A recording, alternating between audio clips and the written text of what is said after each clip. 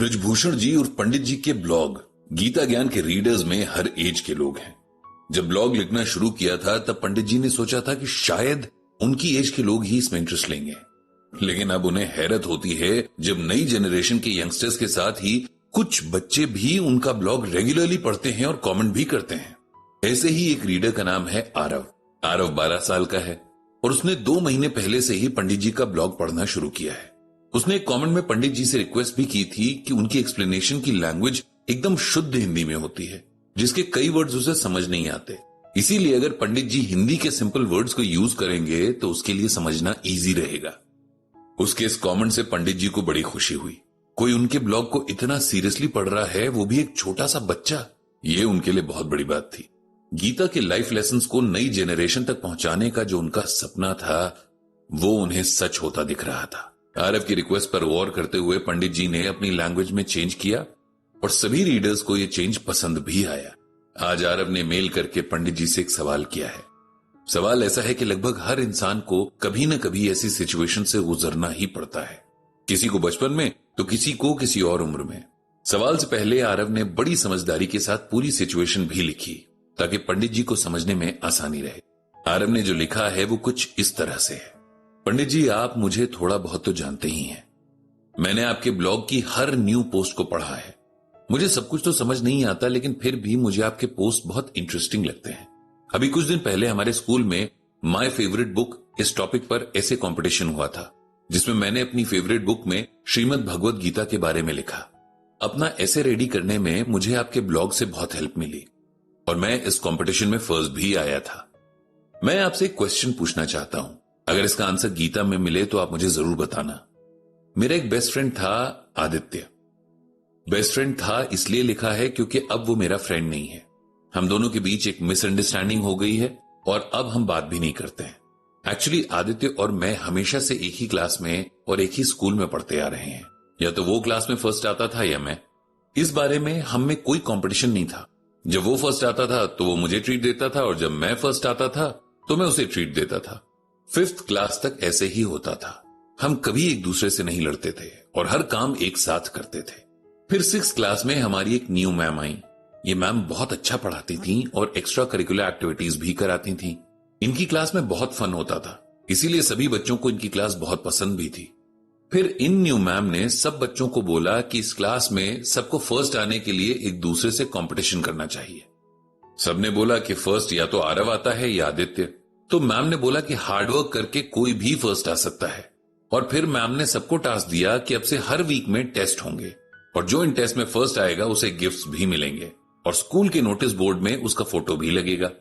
उस दिन के बाद से सब बच्चे बहुत मेहनत करने लगे। सबको गिफ्ट चाहिए था और नोटिस बोर्ड पर अपना फोटो भी। मैं और आदित्य भी खूब मेहनत कर रहे थे, लेकिन अब आदित्य का बिहेवियर थोड़ा चेंज हो गया था।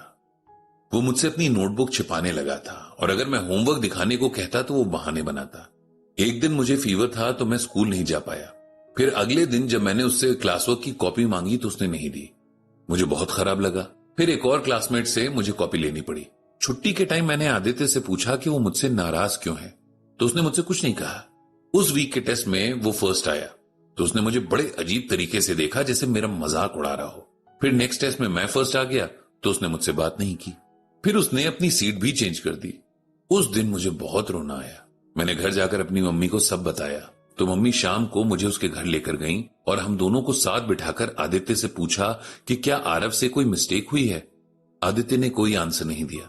जब तक हमारे फाइनल एग्जाम्स नहीं हुए, हर वीक के टेस्ट में कभी वो तो कभी मैं फर्स्ट आते थे। लेकिन अब आदित्य ने मुझसे बात करना बिल्कुल बंद कर दिया था। अब उसके फ्रेंड्स और बच्चे बन गए थे। फाइनल एग्जाम्स में मैं फर्स्ट आया तो आदित्य ने मैम से बोला कि मैं चीटिंग करता हूं। मैम ने उसको बोला कि किसी के बारे में गलत बात नहीं बोलते हैं। उस दिन मुझे बहुत दुख हुआ और मुझे लगा इससे अच्छा मैं कभी फर्स्ट नहीं आता तो मेरा बेस्ट फ्रेंड हमेशा मेरे साथ रहता। मैं आपसे ये पूछना चाहता हूं कि फ्रेंड्स हमेशा फ्रेंड्स क्यों नहीं रहते? कंपटीशन की वजह से दूर क्यों हो जाते हैं? आरव का मेल पढ़कर पंडित जी को हैरानी हुई कि इतनी कम एज में ये बच्चा कितना समझदार और सेंसिटिव है।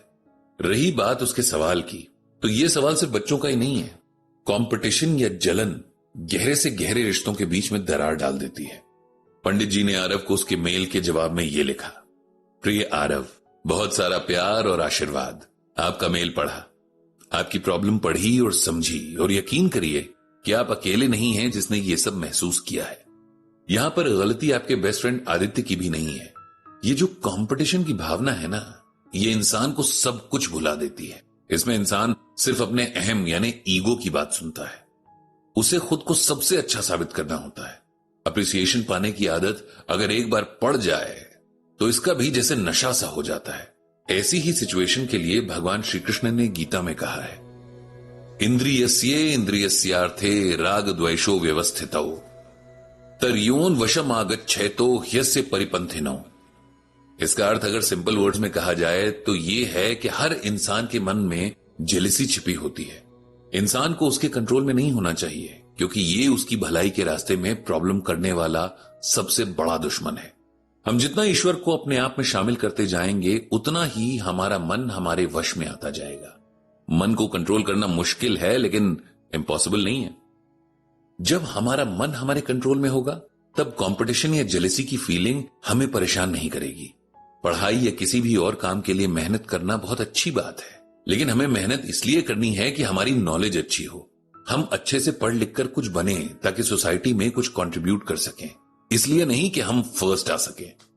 अच्छा इंसान वो होता है जो सबको साथ लेकर चलना चाहता है, सबसे आगे नहीं। जब हम किसी से कोई काम कंपटीशन के कारण करते हैं, तब हम उस काम को बिल्कुल भी एंजॉय नहीं करते। आप दोनों जब पहले साथ मिलकर पढ़ते थे तब कितना एंजॉय करते थे, लेकिन अब सिर्फ मार्क्स और फर्स्ट आने की टेंशन है। फन तो कहीं है ही नहीं और लर्निंग भी नहीं है। आदित्य अभी भी आपका बेस्ट फ्रेंड ही है और हमेशा रहेगा, अगर आप उसे एक बेस्ट फ्रेंड की तरह अप्रोच करें। उसे समझाइए कि आपकी फ्रेंडशिप हर कंपटीशन से बड़ी है, और यह भी बताइए कि एक दिन मार्क्स नहीं, मेमोरीज रह जाएंगी। मुझे विश्वास है कि आदित्य आपकी बात जरूर समझेगा। भगवान श्री कृष्ण आपको और हम सबके दिलों को पवित्र बनाए रखें। इतना लिखकर पंडित जी ने आरव को मेल सेंड कर दी।